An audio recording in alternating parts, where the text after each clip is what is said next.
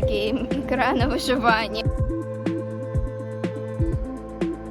Типа машина-маньяк, и она очень медленно ехала за мной. Всем привет, и вы на канале Мистер Литл, и меня зовут Анастасия. И сегодня я снова снимаю одно из ваших самых любимых видео на моем канале, и это рубрика «Не сплю всю ночь». Pulling an all-nighter. Не знаю, сколько раз я уже снимала это видео, и в каждом видео говорила, что ну все, я больше не буду повторять этот челлендж. Да-да, и сейчас я перед камерой снова снимаю это видео. Супер! Сегодня, как ни странно, это видео я начинаю, когда еще на улице светло, да. Обычно я его начинаю снимать где-то в час ночи, но сегодня я решила начать в 6 часов вечера, потому что почему бы и нет?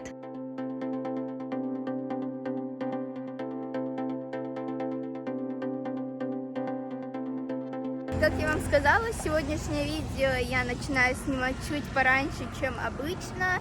И это потому, что мы решили сегодня впервые за несколько месяцев приехать покататься на великах. Помните видео, где я говорила по-английски 24 часа, у нас так и не получилось поехать кататься? Так вот, с того времени мы так и ни разу не покатались. Но зато теперь мы приехали. Меня заставили одеть мои ролики, потому что вместе с нами Асти. Я не знаю, как я буду ехать. Скорее всего, мне кажется, я несколько раз попадаю. У меня будет куча синяков, но супер.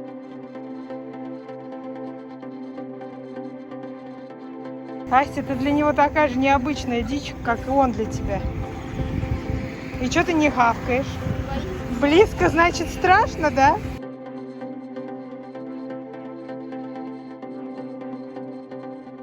Кстати, не скажу то, что сегодня прям, конечно, куча народу, но я ожидала то, что вообще никого не будет, так как разы, когда мы проезжали этот парк, я вообще здесь никого не видела, но здесь, правда, бегают люди, катаются, как бы, ну, как в обычных парках, да.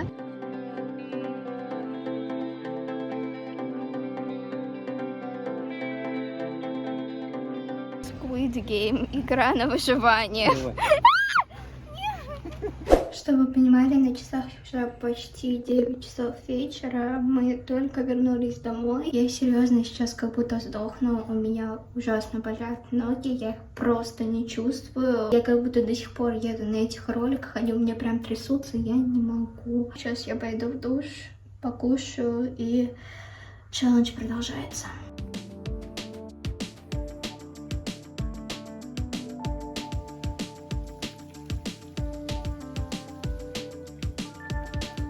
Сегодня на ужин у нас homemade shawarma. Вот что там внутри. Тут у нас кетчуп, помидоры, огурцы и прекрасная котлета.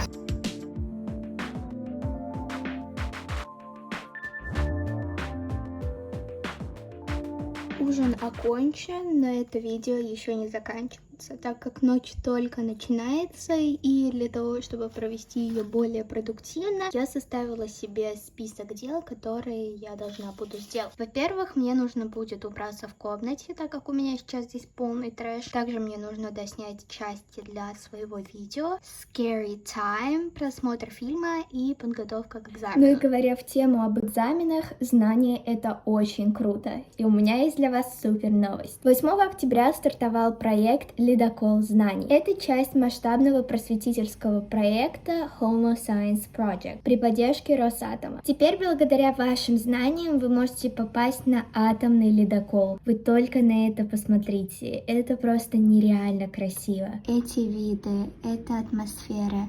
Это просто прекрасно. Проходим по ссылке в описании, регистрируемся, отвечаем на вопросы в формате викторины, попадаем в топ-100 участников и получаем крутые подарки. 25 финалистов попадут в августе следующего года на Северный полюс. Экспедиция будет длиться 10 дней. В это время на борту ледокола будут проводиться различные мастер-классы от научно-популярных блогеров, лекции от крутых экспертов и молодых ученых. Короче, возможность нереальная. Все подробности я оставлю по ссылочке в описании. Ну а я пошла убираться в комнате.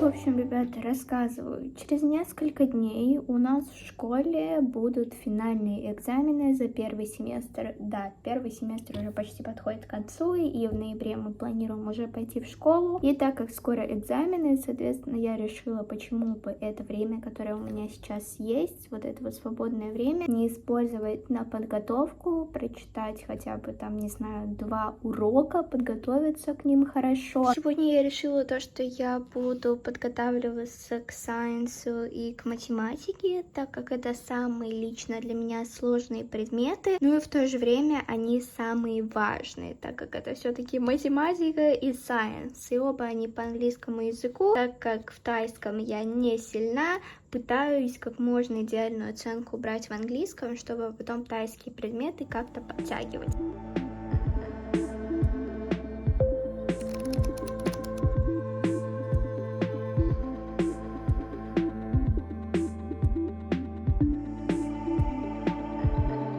Кстати, нам в школе выдают вот такие вот reviews, как это говорится по-английски. Здесь, получается, все темы, которые мы будем проходить на экзамены, и нам это выдают для того, чтобы мы смогли подготовиться и сдать, соответственно, экзамен.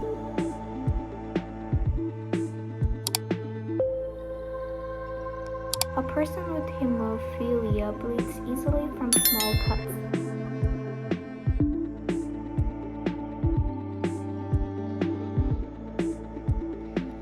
A few inches later. В общем, я сидела за уроками где-то час, может даже 1,5, и знаю, возможно, кому-то это покажется, да ты чё, это не так уж и много, но да, как вы понимаете, на улице ночь, я хочу спать, я засыпаю, так что я решила то, что все. Я сейчас пришла на кухню, потому что хочу себе сделать какао, да, заварить себе какао и хоть как-то, знаете, взбодриться, потому что я чувствую то, что меня уже начинает клонить в сон. Кстати, не знаю, слышите ли вы это или нет, но на улице начался дождь, у нас почти каждый день теперь идут дожди, и я просто обожаю вечера, ночи, когда идет дождь. Какая-то, знаете, такая атмосфера приятная в это время.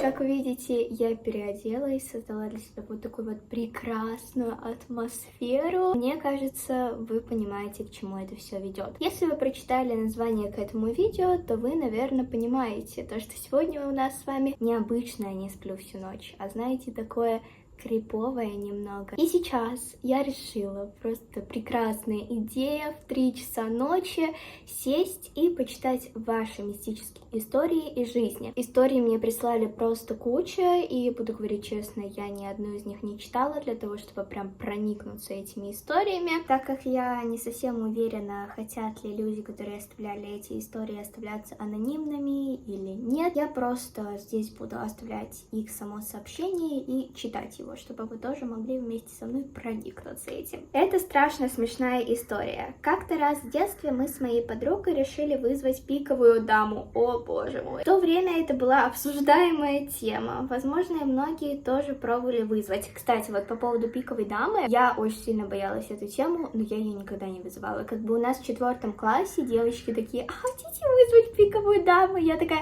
нет, я не собираюсь это делать просто. Я позвала свою подругу в гости, мы с ней решили вызвать пиковую даму. Тогда мы не знали про зеркало, и мы сидим, ждем, пока что-то мистическое произойдет. И вот мы слышим шорохи на кухне. Я иду, дрожа, на эту кухню, выглядываю, а там был мой дядя. Мы вместе посмеялись над этой историей. Ну, блин, это реально смешно. Лично я не верю в пиковую даму. Несмотря на вот эти вот все шорохи, да, мне кажется, если бы я вызывала пиковую даму, то, как бы, мне бы было тоже крипово, но, как бы, не знаю. Я не верю в это. Однажды мы с моей подругой поехали покататься на велосипеде. Она хотела мне показать какое-то классное место. Это было что-то на палубе луга на окраине города. Махали мы минут 15. Подъезжаем и видим дом, похожий на заброшку, довольно старый, и подруга говорит, что раньше этого дома не было. Мы решили, что она просто не обратила на него в прошлый раз внимания, и захотели подъехать к этому дому. И тут нам становится очень жутко. Около этого дома стоит женщина в белом платье с длинными запутанными волосами. Она стоит без движения, нам стало страшно. Мы рванули обратно просто со скоростью света. Навстречу нам шел мальчик, примерно нашего возраста, лет 13-14. Он пошел обнако через минуту. Он выбегает обратно с этого в поле. Видимо, он тоже видел то же самое. Привет, Настя. Хочу поделиться своей страшной историей. Меня зовут Полина, и я живу в не очень большом городе. Эта история произошла со мной прошлой осенью. В это время по нашему городу были слухи, что у нас завелся маньяк, который ездит на машине. Сливали номера ВК и саму машину, также фотку девочки, которую убил маньяк, а точнее ее тело. Это не было подтверждено, но все равно было страшно ходить по городу. Итак, в один день у меня сломался зарядник, и я решила пойти в магазин, чтобы купить новый провод. Магазин буквально в 7 минутах моего дома. И вот я иду по стране с частными домами, а там до дороги где-то 1,5 метра.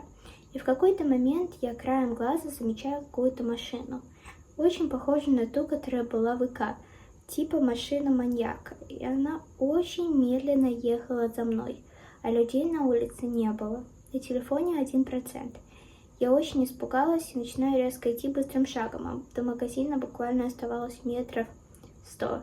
И вот я успела добежать до магазина. Ух, ребята, у меня мурашки по телу, я не могу. Я сейчас в темноте одна сижу, и мне реально страшно. На самом деле, большинство из этих историй, которые я прочитала, они не мистические, а именно страшные в жизни, которые могут случиться с кем угодно. И вот это то, что меня реально пугает. Да, вот эти вот привидения, вот эти вот мистические штуки, это, конечно, тоже страшно, но то, что ты можешь идти по улице, и на тебя в какой-то момент просто может наброситься какой-то мужик с ножом, вот это вот меня еще сильнее пугает. Это реально страшно. Страшно, когда с тобой такое происходит в реальной жизни. Огромное вам спасибо за ваши истории. Я не знаю, что я буду делать дальше. Мне реально сейчас страшно.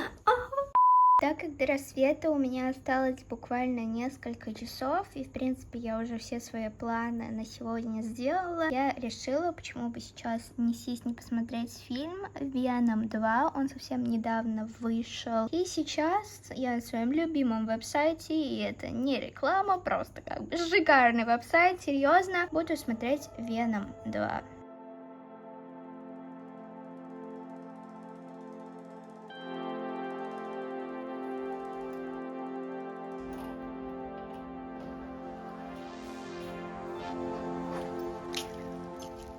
Сколько раз я снимала видео «Не сплю всю ночь», говорила вам то, что у нас нет рассвета. Так вот, сегодня ее снова нету, потому что совсем недавно закончился дождь. Плюс, не знаю, просто вот такое вот небо, и это очень-очень грустно. Ну что, ребята, я сейчас пойду спать. Хотя бы на часик, потому что совсем скоро у меня начинаются уроки. В принципе, немножечко отдохну, потому что я сейчас сдохну, серьезно. Но я очень рада, что мне это получилось сделать. А я очень надеюсь, что вам понравилось это видео. И если это так, то тогда ставьте лайки, подписывайтесь на мой канал. Ну, до скорой встречи и всем пока-пока.